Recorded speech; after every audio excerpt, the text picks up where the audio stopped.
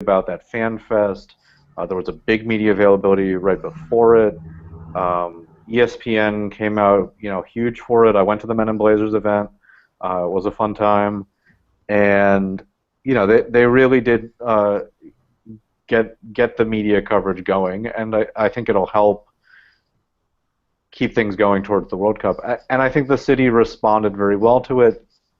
I walked through the Fan Fest right at the end of the day on Friday.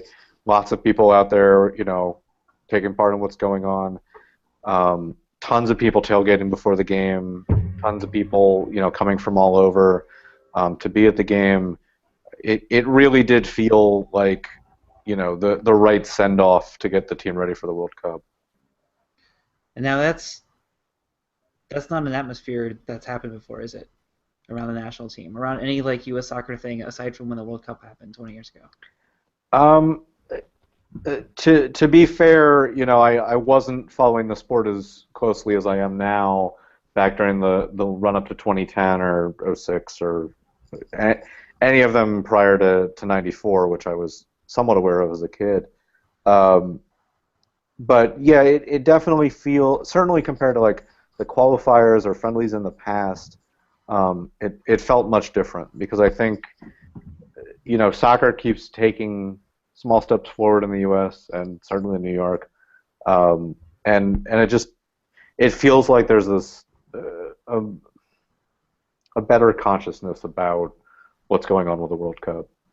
That's why it seems like such unfortunate timing. Well, it's almost a double-edged sword. It's such unfortunate timing to be in such a strong group, because I feel like not getting out of the group is really a wasted opportunity with the amount of eyeballs and media coverage that we're seeing this time, especially flaming out of the group stage would be really horrific. But at the same time, if we can overcome that narrative and get out against good teams, I feel like that's going to be really positive for the state of soccer in this country. Oh, absolutely, and I think that's sort of the gamble that Jurgen's got to play with, and this ties back to the Landon thing that I don't particularly want to get into tonight, because I've beaten that into the ground at this point. I think that if you listen through the Men in Blazers show from last week, and you go to the bit in the middle with Alexi and Tony when they were talking about the '94 World Cup. That was the best part. Yeah, Alexi drops this line that I just love, and I think he said it a couple of times.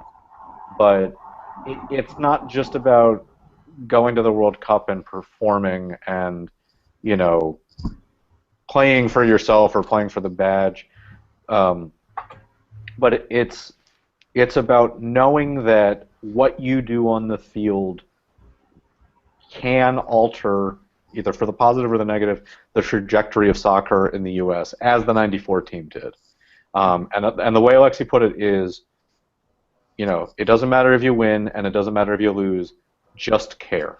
Right. And if these guys don't think about that and realize the ramifications of what those results will do if they half-ass it, they get blown out by Portugal, whatever else, I worry, because it could be that setback, it could be that step back that I don't think any of us want to see at this point. But if they advance out of the group, that's a fantastic statement, and depending on how far they run after that, even just beating Ghana would be a fantastic statement, just to get that sort of curse off their backs. Sure.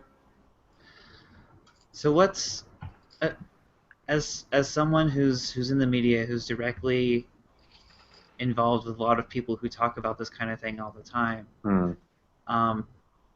what does MLS, not even 10 years from now, 2 years from now, we've got a new CBA coming in, a new TV deal coming in, all of these academies are finally getting set up and are producing homegrown products that are a neat little way for people to skirt salary cap rules, and if they can't put all their salary, all the money that New York City FC wants to put into the team, they can put it into academy, which probably helps U.S. soccer and everybody else more.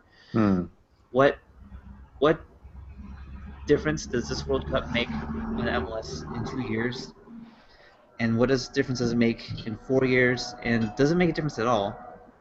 It does. I don't know if it makes a difference to player development because I think at this point the U.S. has taken enough steps with major advancements to player development, the rise of the academies. I know you guys talked about pay to play going away a couple weeks ago. Those sorts of things are advancing the player development.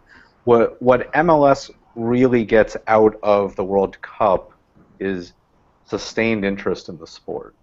And I'm not embarrassed to say that, I went to 3 games the inaugural season by some stroke of luck. I was 16 at the time. Went to 1 Metro Stars game, 1 DC United game, and 1 New England game. How that happened, I still don't know. But then I stepped away from the league for a while. I was going to college, had other things to focus on, and it just wasn't a priority.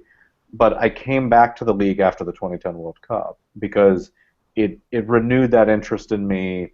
It made me want to, take more interest in the local game.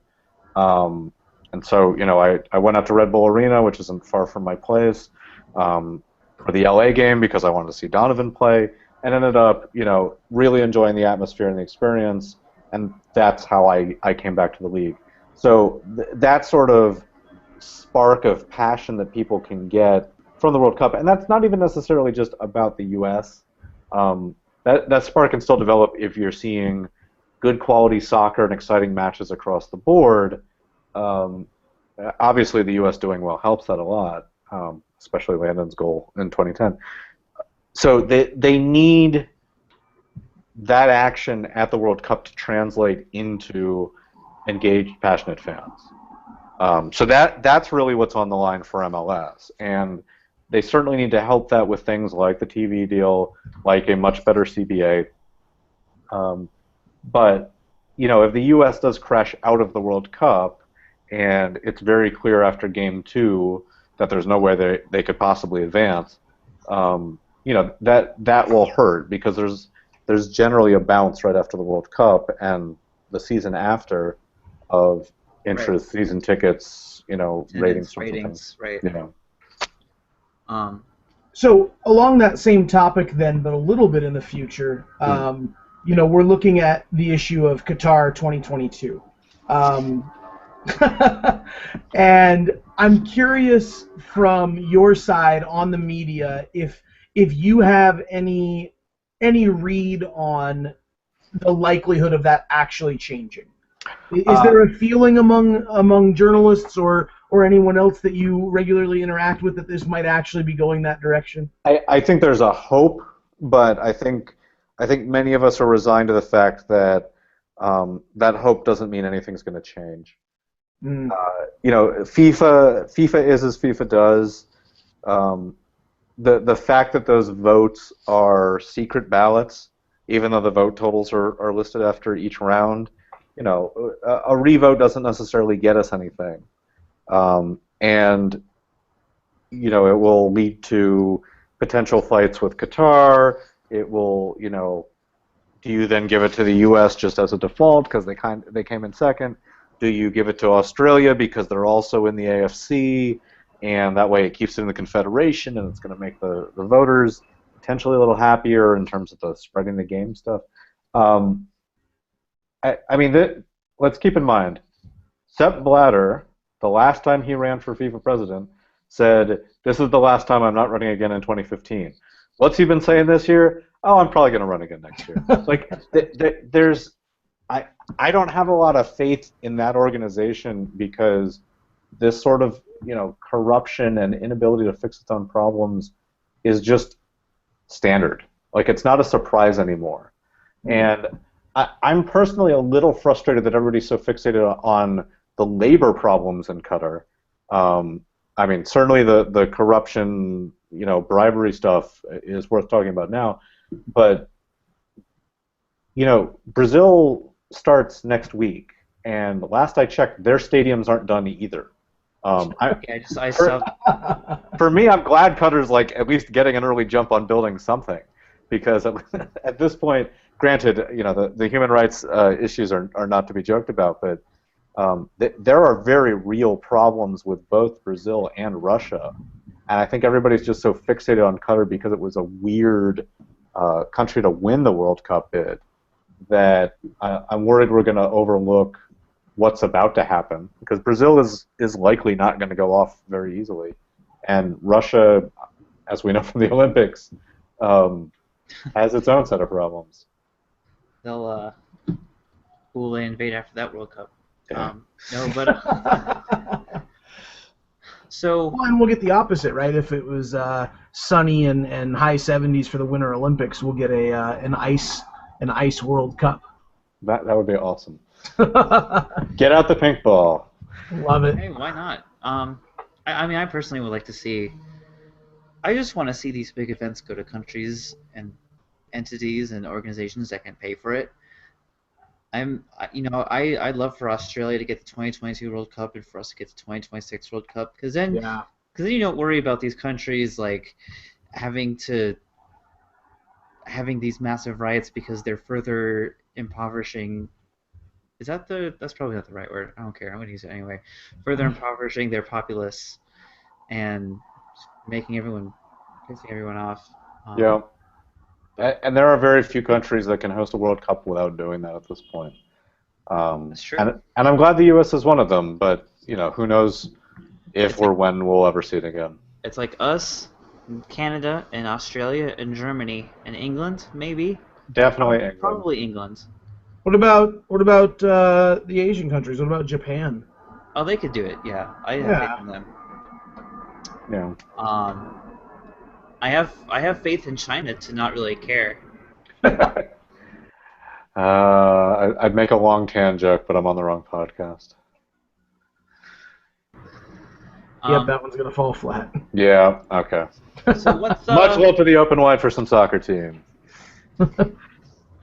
So what's the optimal MLS look like in 4 years? I think our playoff system needs a little bit revamping, don't you? I think the playoffs definitely need revamping. I think it should probably get cut down to 4 teams, maybe 6. Total? Yeah, 4 teams total. Maybe a couple extras if you want to throw wild cards in. So you could do 6 teams where like 2 versus 3 plays each other, and then 1 plays the winner of that. In terms of conference alignment and the rest of that, I mean, that'll work itself the way whatever. Well, alignment does. I'd like it to work itself out in a way that we don't have to explain it in a complicated way to everybody. And I realize that a balanced schedule is an improbability with the way the travel in the country and everything, but there's got to be something better, because I mean, if you think about it right now, the Eastern Conference plays everybody in conference 3 times except for 2 teams they play twice for a total of God, I can't.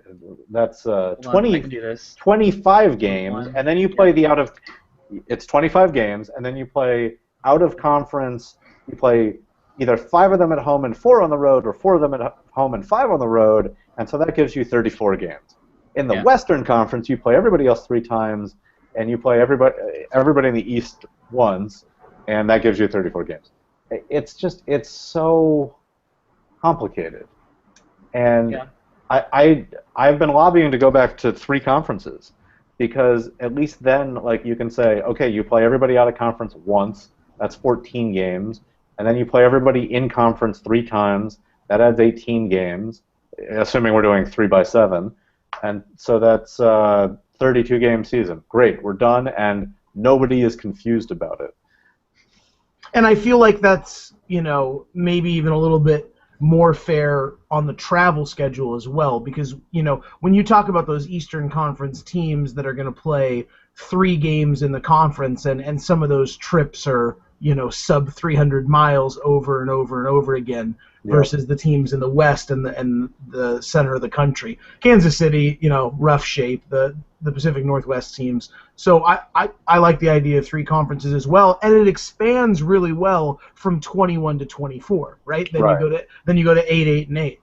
Right, but that assumes that Miami, Atlanta, and Team 24 all come in the same year, which could happen, but it requires some planning on the league's part. I'm worried we're going to go to 21 next year, and then 23 in 2017. Yeah, I think that's and you can't divide 23 at all. So we'll see. It's not.